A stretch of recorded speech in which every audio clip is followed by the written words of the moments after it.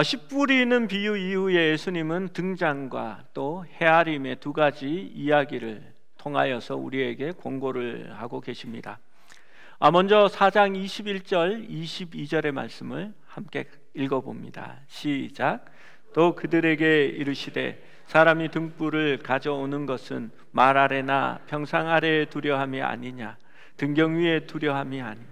드러내려 하지 않고는 숨긴 것이 없고 나타내려 하지 않고는 감추인 것이 없느니라. 사람이 등불을 가져오는 것은 어떤 밑에다가 처박아 두려고 가져오지는 않습니다. 등불을 가져와서 침대 밑에 두거나 아니면 저런 테이블 밑에 집어넣어서 등불을 둔다면 그 등불은 원래의 목적을 다하지 못하는 겁니다. 빛은 비추고 드러내기 위하여 존재하기 때문입니다. 하나님 나라의 비밀은 반드시 드러나야 하는 것이고 그것이 계시자인 하나님의 목적입니다. 그런데 이 말씀이 갈등과 대조를 이루기도 합니다. 왜냐하면 예수님께서 너희는 들어도 듣지 못할 것이요 보아도 보지 못할 것이다 라고 말씀하신 적이 있기 때문입니다. 그것은 하나님께서 놀라운 기적과 표적을 일으키시고 하나님의 놀라운 일들, 병을 치유하시고 때로는 죄를 사하시기도 하시며 기적들을, 표적들을 보여줌에도 불구하고 이 서기관과 바리새인들이 예수님을 믿지 않습니다. 그 말씀을 받아들이지 않고요, 귀신이 쫓아나갈 때에 오히려 귀신의 왕의 힘을 빌어서 이 일을 행한다라고 할 때에 하나님께서 더 이상 너희가 구원을 받을 길이 없고 그 구원에서 제외되었다라는 것을 말씀하실 때에 그렇게 말씀하셨습니다. 하지만 하나님의 복음은 드러나야 한다라는 것을 이제는 말씀합니다. 여러분, 비밀인데 그 비밀은 나타나기 위한 비밀이라고 말합니다. 아이들을 위한 생일 선물이나 혹은 성탄절 선물들을 준비할 때가 있습니다. 그러면 그것을 숨겨 놓습니다. 왜 숨겨 놓습니까? 가장 적절한 시기에 그게 나타나야 이렇게 감흥이 있기 때문입니다. 교회 행사를 하면 보물찾기를 자주 합니다. 아이들도 좋아하고 또 어르신들도 좋아하기 때문에 누구나 할 수 있는 그러한 것으로 보물찾기를 합니다. 그러면 행사 하루 전날 미리 가서 보물을 숨겨둡니다. 여러분, 보물을 숨길 때에 어떻게 숨기겠습니까?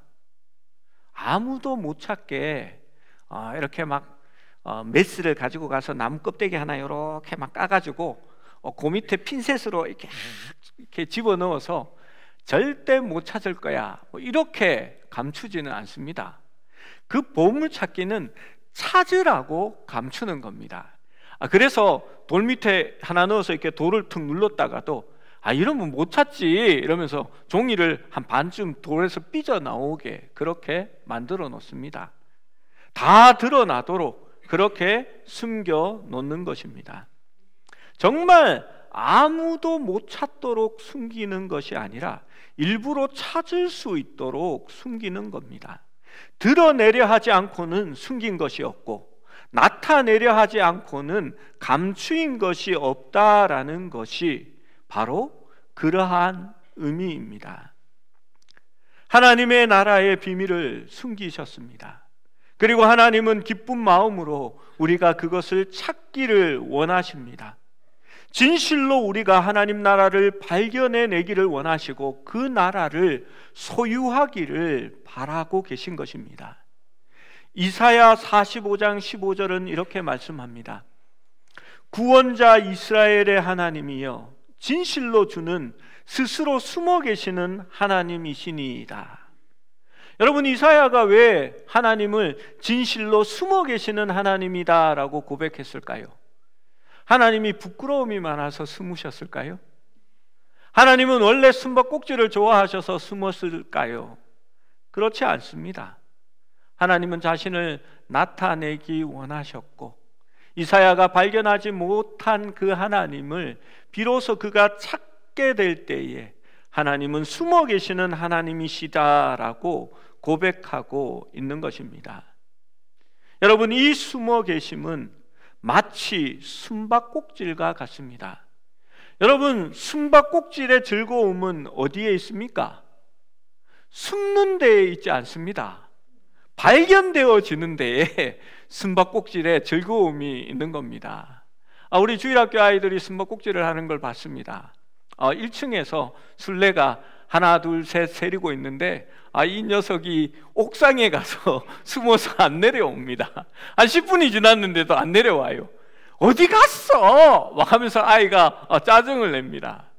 여러분, 그건 숨바꼭질의 즐거움을 모르는 겁니다. 여러분, 숨바꼭질은 들키려고 하는 것입니다. 하나님이 먼 곳에 멀지 않은 곳에 숨어서 헛기침을 하면서 자신의 위치를 드러내는 것과 같은, 그것이 하나님 나라의 비밀입니다. 어쩌면 주님은 자신이 드러날 때에, 사람들에게 발견되어질 때에 더 큰 기쁨을 얻으시는 겁니다. 23절은 이제 이렇게 말합니다. 들을 귀 있는 자들은 들으라. 여러분, 귀가 없는 사람이 있습니까? 그런데 들을 귀는 다릅니다. 모든 사람이 들을 귀를 가지고 있지는 않습니다. 여러분, 이야기해도 맨날 자는 사람은 그 씨가 떨어지기도 전에 이렇게 새가 와서 물어가는 그런 사람들입니다. 그래서 지금 자고 계시면 새떼가 날아오겠네 그런 마음이 듭니다. 여러분, 실제로 하나님의 말씀을 어떻게 듣는가에 따라서 그 말씀이 우리에게 다른 작용을 하는 것입니다. 여러분, 정말 예배 때에 잠이 오면요, 주일을 위해서 토요일을 미리 준비하셔야 됩니다. 토요일 날 막 너무 힘든 일을 해가지고요, 주일날만 되면 녹초가 돼서 주께서 사랑하는 이에게 잠을 주시는도다 하고 맨날 주무시는 그런 게 돼서는 안 됩니다. 그리고 주일날, 토요일날 늦게까지 일주일 동안 못 본 넷플릭스 드라마 보고 뭐 이렇게 흑대 백 뭐 이렇게 요리 대결하는 거 막 이렇게 몇 번씩 보고 이렇게 오셔서 이렇게 말씀을 들으시면 하나님이 기뻐하실까라는 생각을 합니다. 귀가 있지만 들을 귀가 없는 사람들에 대하여 하나님이 경고하시고 24절에 이렇게 말씀합니다. 중요한 구절입니다. 시작.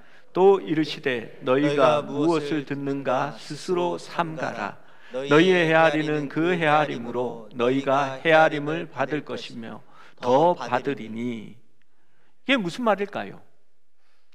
무엇을 듣는가 스스로 삼가라, 조심해서 들으라 라고 얘기합니다. 너희가 헤아리는 그 헤아림으로, 헤아린다라는 것은 측정한다라는 그런 의미입니다. 더 나아가서 이해한다라는 의미입니다.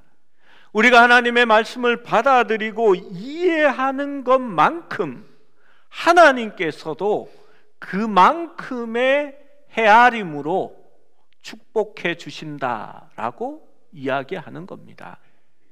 이 말씀은 듣는 것이 중요하지만 어떻게 듣고 판단하는가에 따라서 하나님 앞에서도 우리도 그렇게 판단되어질 것임을 이야기하는 것입니다.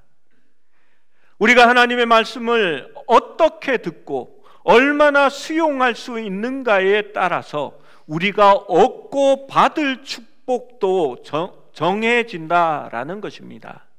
말씀이 전해질 때에 그것을 가슴 깊이 수용하고 믿는 사람은 30배, 60배, 100배의 결실을 얻게 되는 것입니다.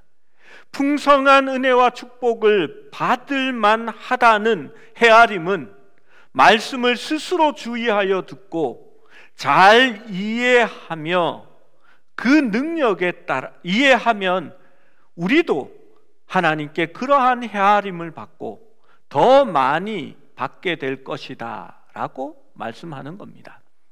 여러분, 그러면 그 결과가 어떻게 된다고 말씀합니까? 25절의 말씀입니다. 함께 읽습니다. 시작. 있는 자는 받을 것이요 없는 자는 그 있는 것까지도 빼앗기리라. 그렇습니다. 하나님의 말씀을 받고 그대로 수용하는 사람은 받을 것이요, 있는 자는 더 받을 것이요, 없는 자는 그 있는 것까지도 빼앗기리라 라고 말씀합니다. 가진 자에게 더 많이 주어진다는 생각은 엄격한 공평을 넘어서 하나님의 관대함의 원칙을 보여줍니다. 이것은 씨 뿌리는 자의 비유에서 제시되는 관념과 일치합니다. 풍성한 반응은, 하나님의 말씀을 그대로 받을 수 있는 그러한 사람은 무엇을 듣고 있는지 스스로 조심하고 주의를 기울이면 하나님께서 더 풍성한 것으로 우리에게 채워주신다라고 말합니다. 이 말씀을 헬라어 그대로 직역하면 이렇게 됩니다. 당신이 헤아리는 그 기준으로 당신도 헤아림을 받을 것이고 그것은 당신에게 더하여질 것이다 라고 말합니다. 가진 자에게는 없는 자보다 더 많이 줄 수 있다라는 것은 공평하지 않은 것처럼 보입니다. 그러나 그것이 하나님의 방법입니다. 하나님의 말씀을 삼가 주의하여 듣고 그것을 이해하고 하나님의 마음을 헤아리는 사람은 더 많은 것으로 받게 되고 하나님에 대하여 더 많이 알게 될 것이다 라고 말합니다. 한편으로 하나님의 말씀을 받아들이지 못하고 스스로 헤아리는 겁니다. 이거는 나는 못 믿겠어. 이거는 이해는 하겠는데 난 이대로는 못 살아. 그렇게 헤아리는 사람한테는 하나님도 그 헤아림으로 복을 베풀겠다라고 말합니다. 요거는 있는데 너한테는 못 주겠어. 요거는 네가 안 믿으니까 어떻게 줘? 여러분, 그렇게 된다는 의미입니다. 마가복음은 예수 그리스도가 우리의 왕이라는 사실을 선포합니다. 예수 그리스도가 이미 왕, 예수 왕이라는 뜻을 가지고 있기 때문에 이 말은 좀 이상한 말이 될 수도 있겠습니다. 여러분, 많은 사람들이 예수님께 호감이 있습니다.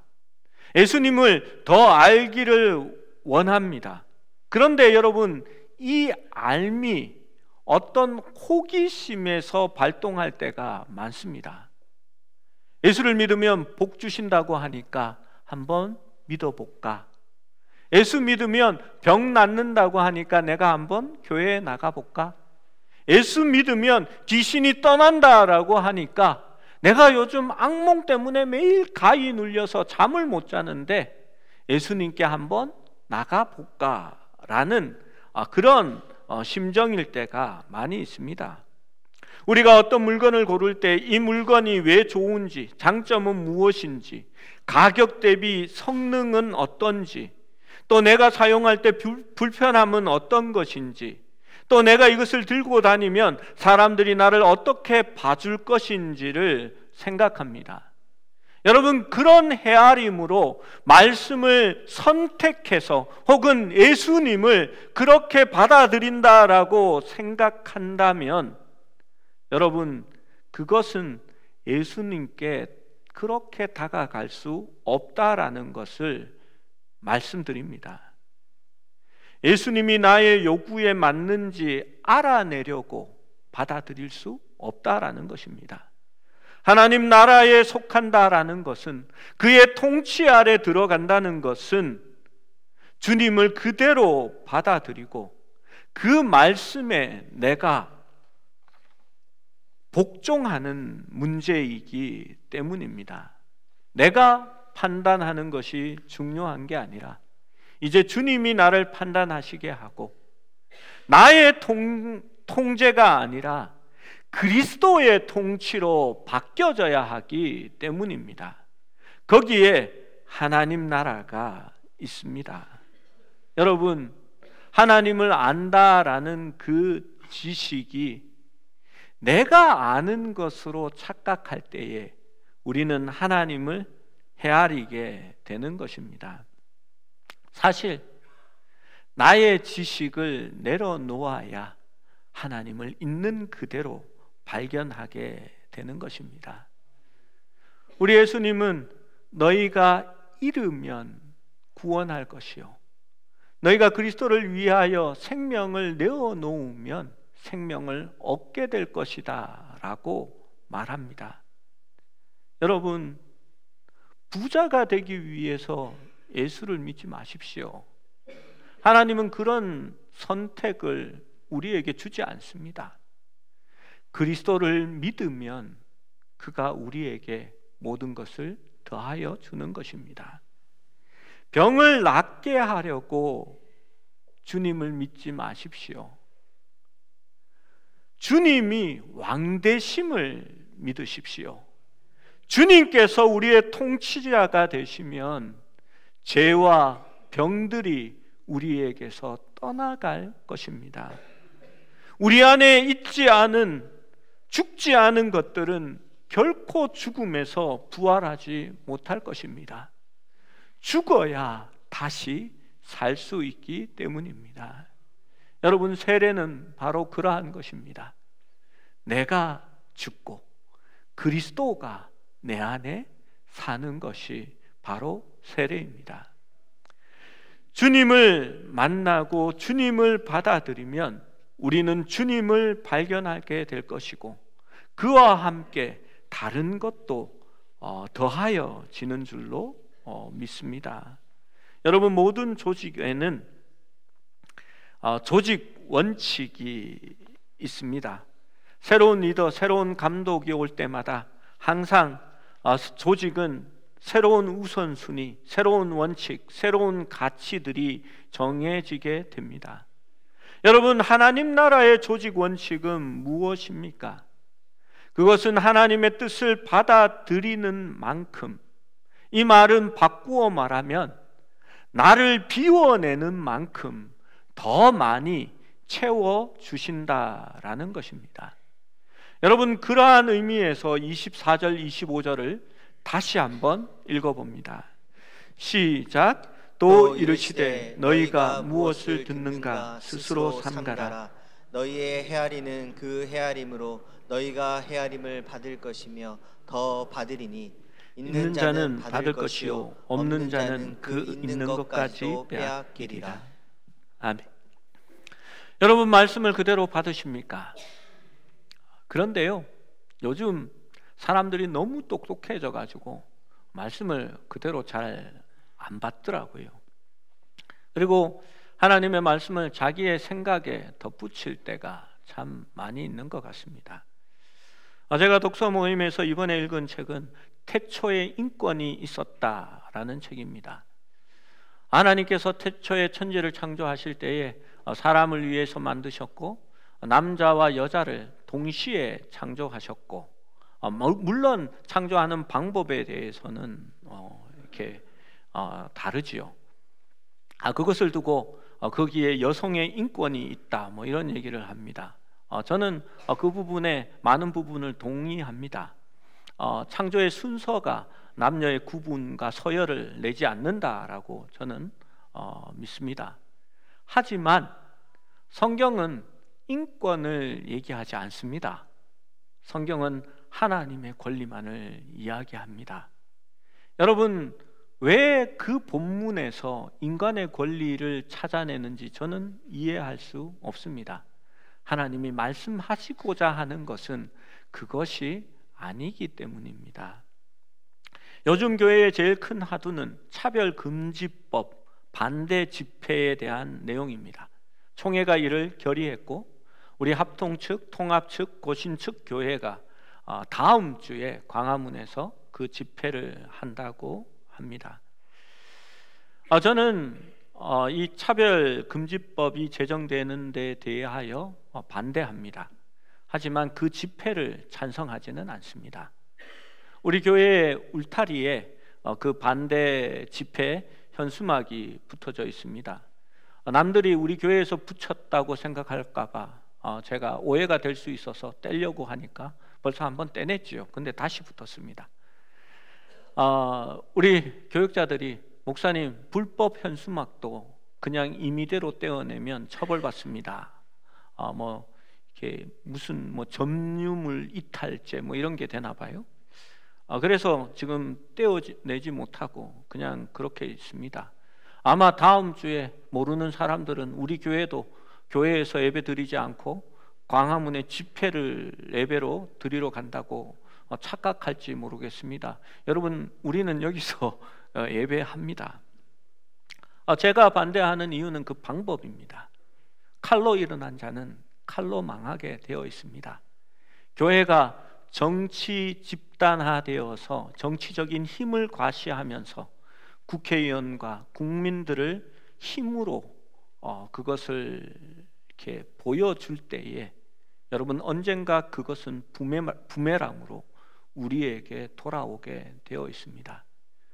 우리가 세상을 바꾸는 방법은 다릅니다. 우리는 하나님의 구별된 자로서 세상 가운데 거룩한 교회로 다시 돌아가야 합니다. 여러분, 동성애가 하나님의 뜻에 맞지 않습니다. 그것은 죄입니다. 그러나 오늘날 교회에서 일어나는 수많은 죄들이 있습니다. 그것도 동성애만큼 나쁜 죄들입니다. 총회는 목회자의 성윤리에 대하여 언급하지 않습니다. 통합 측 교회는 가늠한 목사가 총회장이 되어 끝까지 자기 권리를 주장하고 총회를 이끌었습니다. 목회자의 교회 세습에 대하여 전부 찬성하고 그들은 자기의 욕심을 채우려고 하면서 여러분, 유독 그 죄에 대해서만은 왜 밖에 나가서 그렇게 자기의 힘을 과시하려고 합니까? 여러분, 먼저 한국 교회가 하나님 앞에 엎드려야 합니다. 가장 낯선 모습으로 회개하고 그 길을 돌이킬 수 있어야 합니다. 그때에 하나님께서 우리를 긍휼히 여기시고 하늘의 문을 여시고 아버지 하나님의 은혜가 우리 가운데 다시 임하고 그 하나님이 이 땅을 고쳐주기를 소원하는 것입니다. 여러분, 저는 그것이 옳은 방법이라고 생각합니다. 그런데 여러 교단의 목사님들과 함께 이야기하면서 많은 목사님들이 성경 말씀 그대로 받아들이지 않구나라는 것을 느꼈습니다.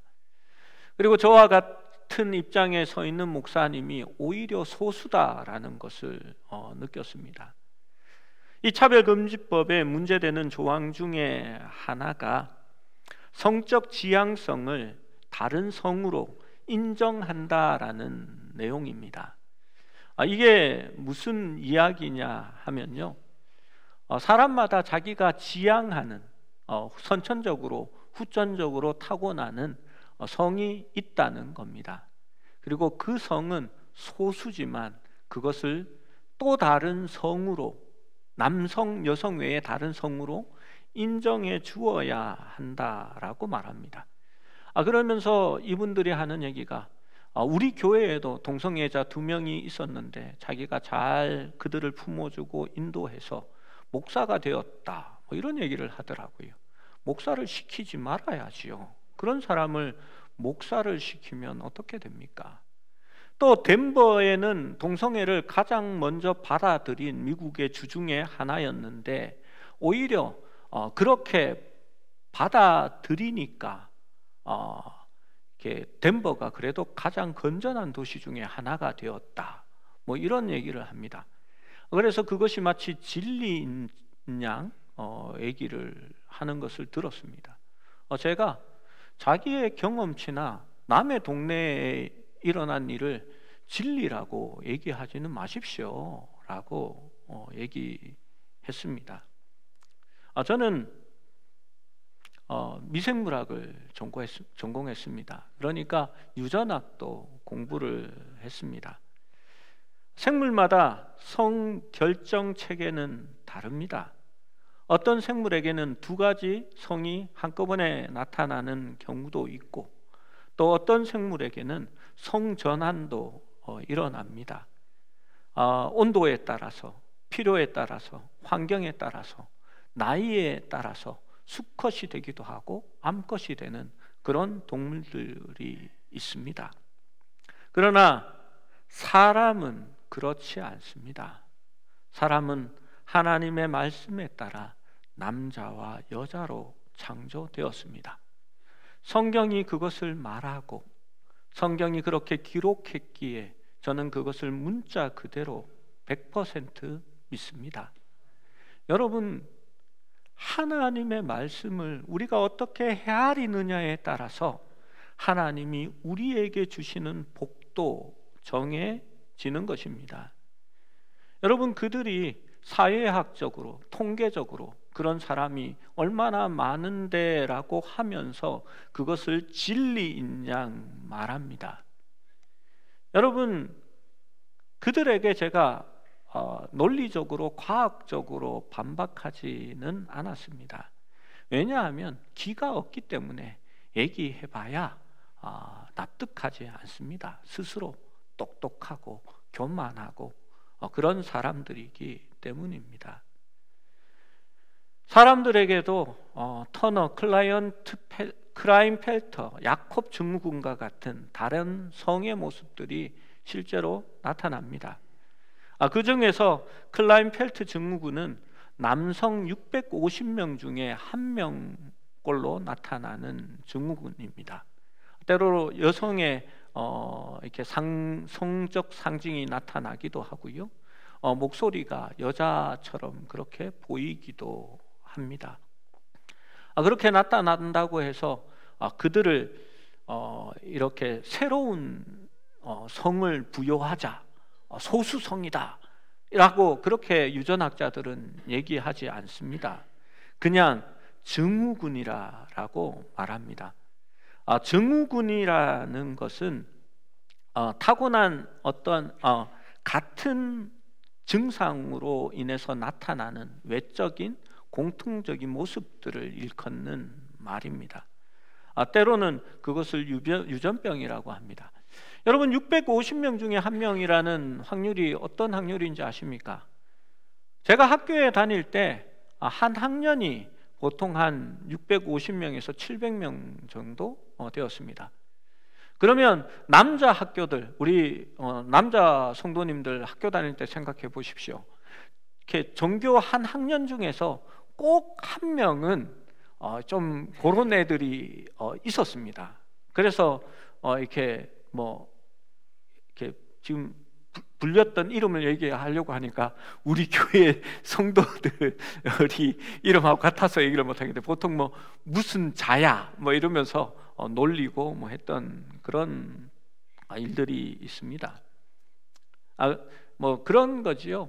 목소리가 너무 여자아이 같은 목소리가 나고요. 뛰면 남자들이 보통 이렇게 뛰지 않습니까? 그런데 이렇게 좀 이렇게 뛰고, 그러니까 필통이 누나고 훔쳐왔는지 분홍색 이런 필통을 가지고 다니는데 실제로 그런 것을 좋아합니다. 학교에서는 별로 그렇지 않아도 그 친구의 집에 갔더니 분홍색 침대에 분홍색 커튼이 그 방에 있었습니다. 성경은 그들을 또 하나의 성으로 그렇게 얘기는 하지 않습니다. 하지만 그들도 하나님의 사랑받는 자녀이고, 그들이 하나님의 교회에 나오는 데에 최대한 배려할 것이고, 그들이 하나님을 믿는 데에 불편함이 없게 할 거며, 그들이 가진 그대로를 받아줄 것입니다. 그것이 교회가 하나님의 사랑으로 차별 없이 받아주는 것이 되는 겁니다. 그런데 그것을 소수성을 법으로 인정해 버리면 그것이 권리가 되고 거기에 대해서 요구사항들이 일어나고 그 사람들 외에 다른 사람들이 같이 들어와서 이제 동성혼이라든지 그러한 것들이 문제가 될 것입니다. 여러분, 제가 말씀드리고자 하는 것은 하나님의 말씀을 그대로 받아들일 수 있어야 한다는 것입니다. 하나님이 천지를 창조하실 때에 남자와 여자로 창조하셨다라고 하면 우리 뒷집에 남자도 아닌 것 같고 여자도 아닌 것 같은 이상한 사람이 살아도 여러분, 하나님이 그렇게 창조하셨다고 받아들이고 믿을 수 있어야 하는 것입니다. 여러분, 내가 안다고 착각하는 것이 아니라 내가 성경에 있는 것보다 더 많은 경험이 있다라고 말하는 것이 아니라 하나님의 지식에 나를 굴복시킬 수 있어야 한다라는 것입니다. 성경을 판단하고 조각내고 사실과 사실이 아닌 것을 구분하는 자체가 잘못된 것이고, 그러한 헤아림으로 하나님의 말씀을 받는 자체가 하나님이 주시는 풍성함에 절대로 다가설 수 없음을 이야기하는 것입니다. 여러분, 태초에 하나님이 계셨습니다. 그 하나님은 천지를 창조하셨습니다. 그 하나님은 너무나 크고 위대하셔서 피조물인 우리 인간은, 죄를 지은 우리 인간은 그 하나님을 알 수도 없고 그 하나님께 도달할 수도 없었습니다. 하나님은 그러한 우리를 구원하시려고 피조물의 가장 낮은 비천한 몸을 입으시고 이 땅 가운데 성육신하셨습니다. 그래서 우리는 예수님을 통하여 하나님을 알게 된 것이고, 하나님과 연합할 수 있는 바로 천국의 소망을 가질 수 있게 된 것입니다. 여러분, 우리가 말씀을 통하여 아는 것이 하나님이라고 절대 착각하지 마십시오. 그것은 전능하신 하나님께서 우리가 이해할 수 있도록 우리의 느끼는 것으로 보여주시는 정말 일부분에 불과한 것입니다. 하나님과 우리의 차이가 아마 사람과 지렁이의 차이보다도 훨씬 더 엄청날 것입니다. 여러분, 사람과 지렁이가 서로 대화하고 그 뜻을 알 수 있게 하려고 노력해 본다고 합시다. 지렁이가 사람의 뜻을 알 수 있을까요?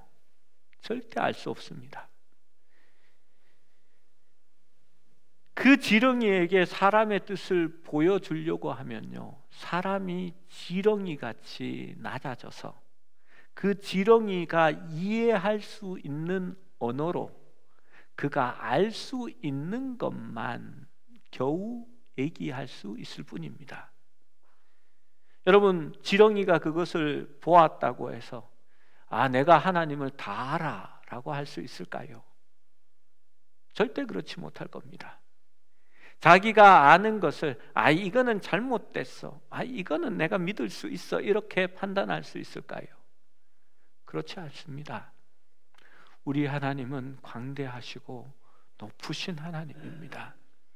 그 하나님 앞에 설 때에 우리가 그 하나님을 안다는 것이 여러분 얼마나 은혜인지를 알 수 있어야 합니다. 하나님의 말씀이 우리에게 깨달아질 때는 하나님이 자신을 낮추셔서 우리에게 보여주시는 은혜의 때입니다. 성령 하나님께서 우리에게 임재하셔서 그 하나님을 깨닫게 하는 그 순간에 우리가 그 하나님을 알아가게 되는 것입니다.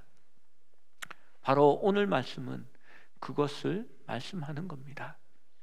천국의 비밀, 그 말씀은 하나님께서 감추어 두신 것인데 예수 그리스도로 말미암아 우리에게 그것을 드러내게 하는 것이고, 우리가 삼가 그것을 들을 때에 어떻게 듣고 헤아리느냐에 따라서 우리가 그 하나님 나라의 통치에 들어갈 수 있느냐 없느냐를 결정하게 될 것이고, 그 하나님의 통치는 우리에게 놀라운 하나님의 축복으로 채워줄 것이라고 말씀하시는 겁니다. 이 약속은 주님께서 우리가 받아들인 씨앗을 축복할 것이라고 말씀하시는 겁니다.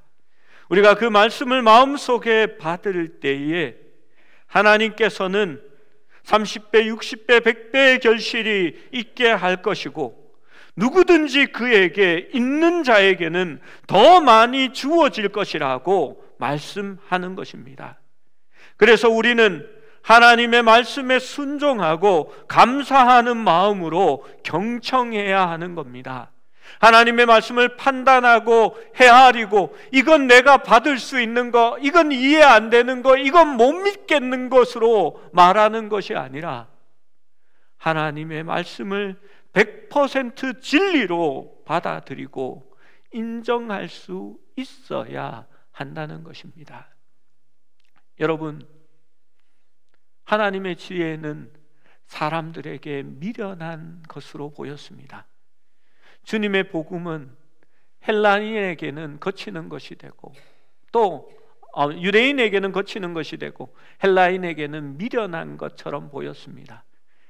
예수님의 그 놀라운 지혜는 가족들에게는 미쳤다라고 얘기를 들었고, 서기관과 바리새인들과 같은 지식인들에게는 그가 귀신의 왕의 힘을 빌어서 저러한 일을 한다라고 이야기를 듣게 됩니다.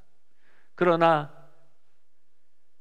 사람의 형상 속에 있는 그 하나님의 형상은 모든 사람들이 이해하지 못했습니다. 여러분, 우리가 어리석을 때에 하나님은 지혜롭습니다. 우리가 성경에 적혀 있기 때문에 저는 그것을 그대로 믿습니다라고 말하면 아유 보수 꼴통, 말씀대로 그냥 믿는데 라고 비난할지 모르겠습니다. 그러나 하나님의 지혜는 우리가 가장 어리석을 때에, 바보 같을 때에 가장 지혜롭게 됩니다. 우리는 하나님의 그 바보스러움을 따라갑니다. 그러나 우리는 믿습니다. 우리가 가장 바보 같을 때에 하나님은 우리에게 가장 지혜로운 분이 되시는 겁니다. 우리가 가장 지혜로울 때는 내가 가장 어리석음을 인정하는 때입니다. 그때에 우리는 더 많은 이해, 더 많은 진실, 더 많은 은혜, 더 많은 능력, 더 많은 기쁨, 더 많은 만족, 더 많은 성취, 더 많은 풍요의 삶을 하나님께서 보상으로, 그 헤아림으로 주시겠다라고 성경은 이야기하는 것입니다. 사랑하는 여러분, 사회가 어떻고 통계가 어떠하고 또 어떤 일이 있다라는 그런 얘기에 미혹당하지 마십시오. 진리는 오직 성경 속에 있습니다. 그 말씀을 붙들고 믿고 살아가시는 여러분이 되시기를 축원합니다.